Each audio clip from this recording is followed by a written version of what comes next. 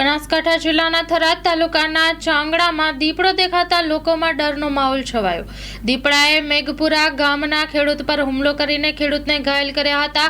ત્યારે વન વિભાગની ટીમે પાંજરું મૂકીને દીપડાને પકડવા તજવીજ હાથ ધરી છે। Story report by Jora Solanki. Makwana Babubhai Kalaji અમે પગ ભાળીને જતા હતા ચીડી ચીડી રાયડાની અંદર મારા ઉપર હુમલો કર્યો। મને બટકું ભર્યું, હાથની અંદર ને પંજો એક માર્યો। મારી તબીયત હાલમાં તો સારી છે, બારે ટેકા આવ્યા છે અને ધાનેરા દવાખાને દવા કરાવી, રાહ દવા કરાવી અને મારી તબિયત હવે સારી છે। નામ તમારું, દીપડો ક્યાંથી આવ્યો તો કેટલું નુકસાન કર્યું? મારું નામ વણકર રમેશભાઈ છે અને મેઘપુરા બાજુથી સવારમાં વહેલો સવારે 7-8 વાગ્યાનો ગાળામાં આવેલો હતો। એટલે અમને લોકોને તો ખબર નહોતો, પણ ગામ લોકો મેઘપુરા બાજુથી જે લોકો જોયો હતો એ લોકો લઈને આવેલા હતા। એટલે આ બાજુ મારા ખેતરમાં આવી ગયો અને પછી દીપડો રાયડામાં ઘૂસી ગયો હતો।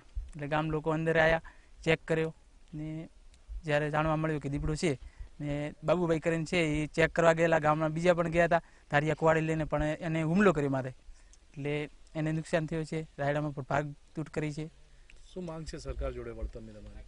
જેમ બને જેમ દીપડાને પહેલી તો માંગ છે તેમ જેમ બને જેમ દીપડાને તરત પકડી લે ને પછી રાયડામાં થોડું નુકસાન થયું છે બધું, એને થોડા ઘણા વળતર આપે ને જે ભાઈને પણ વાગ્યો છે એને બી થોડો જેમ બને જેમ સરકાર સહાય કરે।